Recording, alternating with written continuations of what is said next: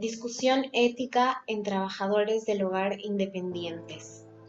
Muchas familias de nuestro país y el mundo han formado su hogar con el apoyo de una persona externa a la familia que colaborase con las tareas domésticas.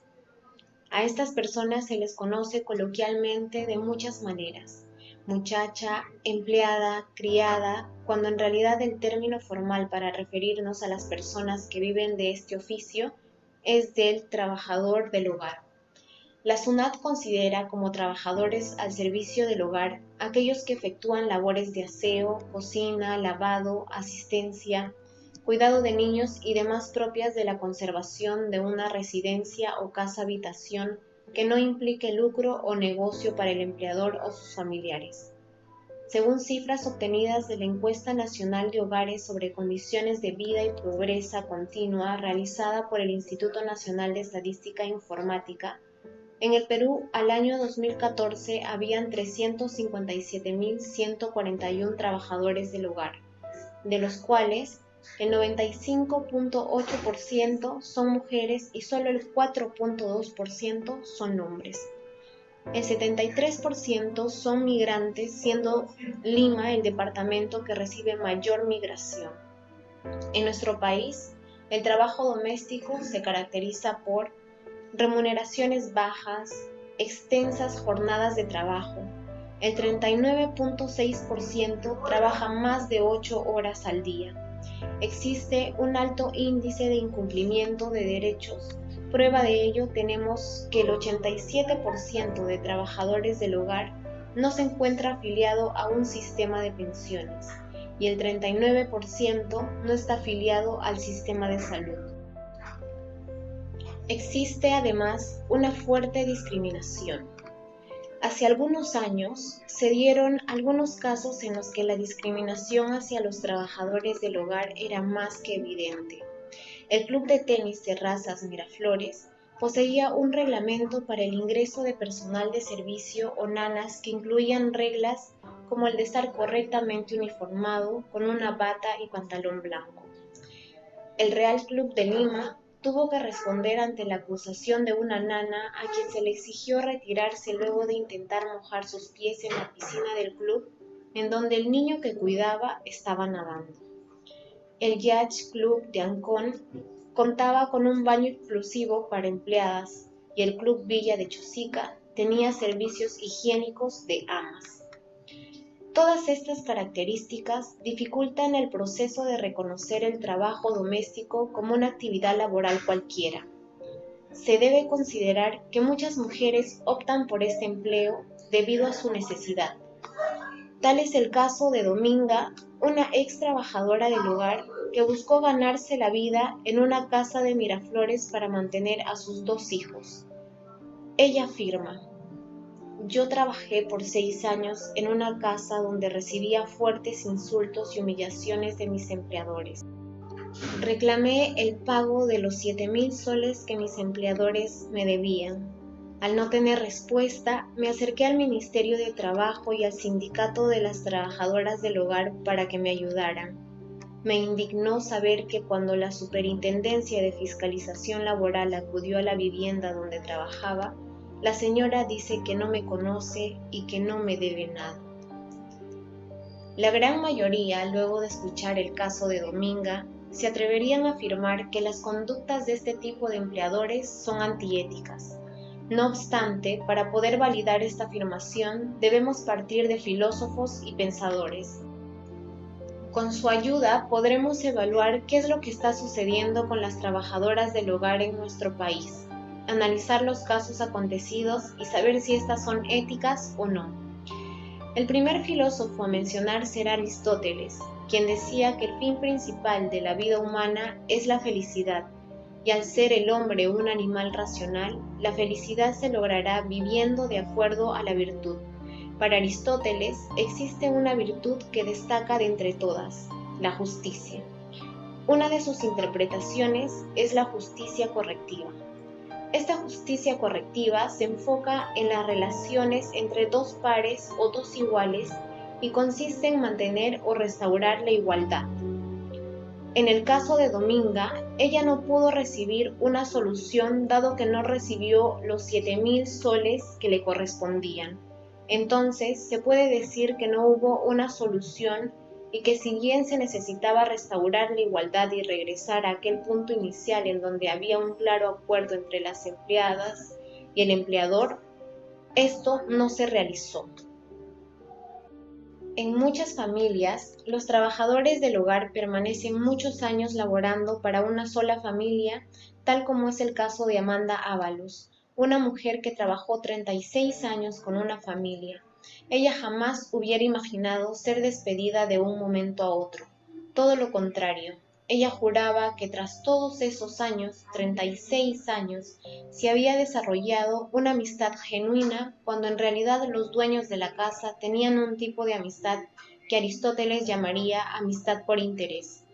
Nosotros, como sociedad, deberíamos desarrollar amistades colectivas o cívicas. La política es una forma de amistad nacida para hacernos mejores y perdurar en el tiempo, dado que estamos hechos para vivir en comunidad. Aristóteles mencionaba lo siguiente: donde está presente la amistad, también está la justicia. Por lo tanto, el que es capaz de ver a todas las personas, incluyendo a sus empleados, como amigos potenciales, sería justo. Ahora pasemos al siguiente autor, Tomás de Aquino. Él afirmó que el hombre tiene disposición para llegar a la virtud, pero para llegar a la perfección se necesita disciplina, que la encontramos en la ley humana, es decir, la concreción última de las normas que necesitamos para la convivencia, al detallar de forma precisa los principios necesarios y sin ambigüedades.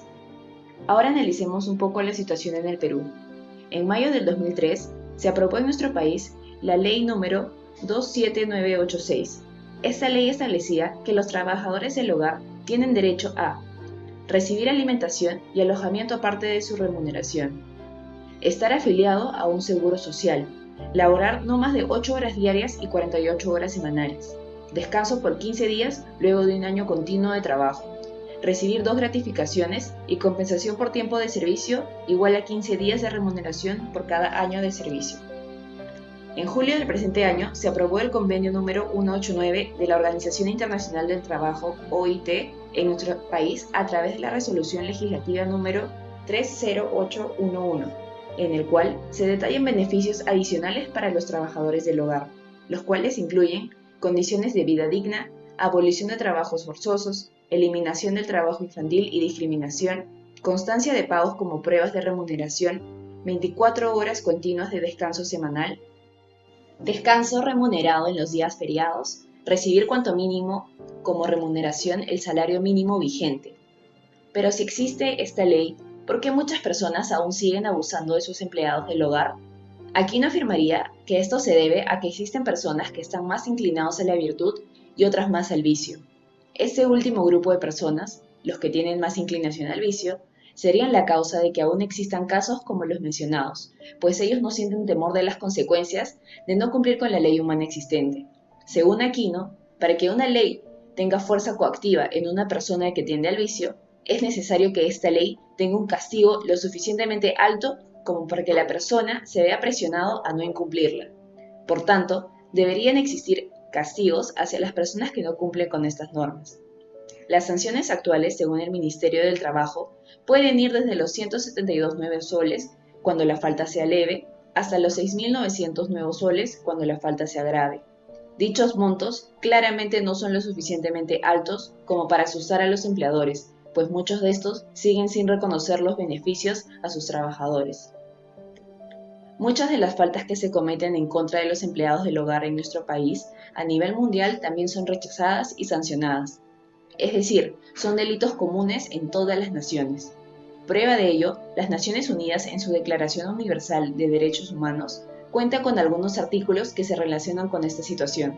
Por ejemplo, en el artículo 23 se mencionan 4 puntos importantes, incluyendo el derecho al trabajo, al salario por igual, que se le asegure la existencia digna y a la formación de sindicatos. Procediendo al tercer autor, Kant plantea el imperativo categórico: obra de tal modo que uses a la humanidad, tanto en tu persona como en la persona de cualquier otro, siempre al mismo tiempo como fin y nunca simplemente como medio. Es decir, El ser humano, haga lo que haga, es un fin en sí mismo. Cada uno es valioso y no debemos ser usados o usar a alguien como una herramienta para alcanzar algo.